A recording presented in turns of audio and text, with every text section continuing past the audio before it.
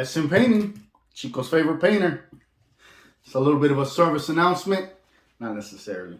Actually, this is just something that I experienced last week, and I thought I would make a video on it and just kind of give some insight for customers, just some things to be aware of. So last week, I got an odd phone call, actually a voice message. I didn't get to answer the phone. I got a voice message, and it was a woman that was working for a customer. She was like a designer. She was working for a customer, and they had some painting going on a project. So this lady calls me, leaves a message in regards to the project, and asks me, "Hey, excuse me, good morning, Sergio, or good afternoon. I'm on the project right now. There's some things that need to be touched up, some hole repairs that need to be fixed, and I wanted to know if you're going to come back and fix them."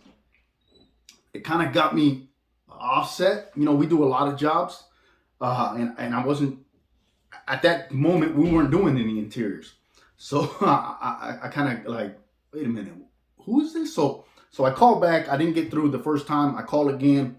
The woman answers the phone. She obviously knows who I am. She's like, "Hey, Sergio,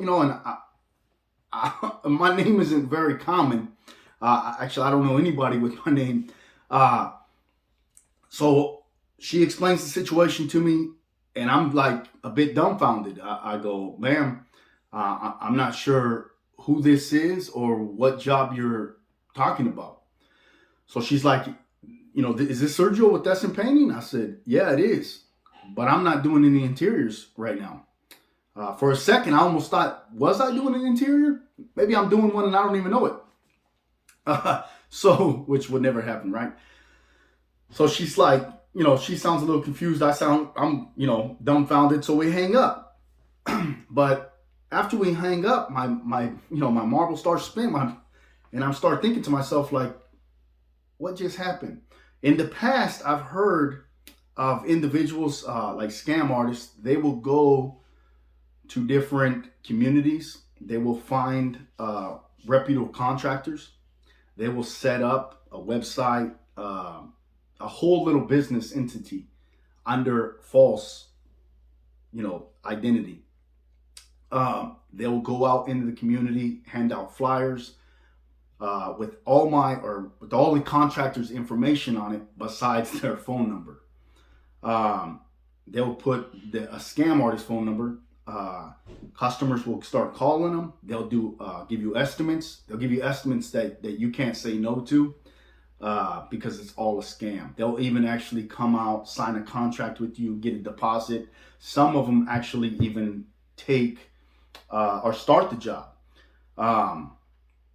And in reality, customers don't necessarily always know who they're dealing with. You don't know me personally. You call me, you talk to me on the phone, I show up. You just assume I am who I'm supposed to be. So as a customer, you guys should, ask about, for something identification. If you are a licensed contractor, when you get your contractor's license, the state contracting board gives us like an identification card, with our name, our business number, our license number, everything on it. And this matches up to our identification or, our driver's license or whatnot. Contractors are supposed to carry this on them, on their person, on job sites, always.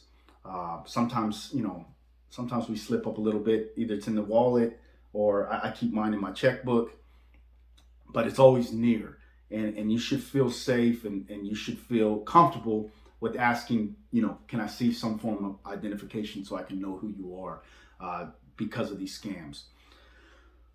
So thankfully, mine wasn't a scam. There was some kind of mix up down the road. I ended up having to call somebody else, my best friend, Lori Maloney. She ended up calling and making contact with the individual because after I got off the phone, I couldn't get back in touch with the lady that called me. She wouldn't answer the phone for me. So I was really starting to get scared. So anyway, she called, she made the connections, figured out that it was just a misunderstanding. There was an individual on the job working with my name, but it wasn't actually me, which was odd too, because like I said, I've never met anybody. I think maybe once in my life. met somebody with my name. But anyhow, so just know, be aware as a customer on who's inside your home. Make sure the contractor is actually the contractor that's supposed to be there. Um, Another thing that you should know as well is that when you do sign a contract, a contractor can't take, when they get a deposit from you, they can't take anything more than $1,000 or 10% of what the whole contract is. They can take, once they show up to the job, to start the job, they can request a draw from the money that is owed, but they can never take 100%. And when they request a draw, that's got to be in the contract as well. So just make sure that these bases, never give more than 10% or $1,000, whichever is less. If a draw is requested, make sure that it's documented and make sure that it was on the contract when it was initially signed. And never give 100% to anyone. I don't care how nice they are. I get customers all the time that say, "Oh, Sergio, we'll pay you out," because I'm personal, and I'm funny, and people, tend to like me. But I never take 100%, and the reason why is because people are human. Once you give 100% of the job to anybody, it takes that drive away to really try to nail it and make sure that, it doesn't matter who it is. So I never take 100%. I never allow the customer, and I always reassure them and tell them, like, do not ever give 100%. Because a lot of times what happens, you give somebody 100% of the money, they have nothing to drive for. And they tend to either lack off or stop showing up. So don't ever do that. No matter how nice they are, it doesn't matter. Stick to the contract. This isn't about friends. This is about business. And don't ever forget. So just number one, make sure you know who's in your home. Make sure you know the person that's there is the right person. He's the contractor. Sometimes they have a salesperson, but even the salesperson is registered through the CSLB, and they'll have some kind of identification as well. So that never give more than 10% or $1,000, whichever is less. If a draw is requested, ensure that it's the job is already started and it's in the contract. Never give 100% of payment before the job is finished. All right, SM Painting, Chico's favorite painter. Make sure give us a call. Have a wonderful day. Thank you very much.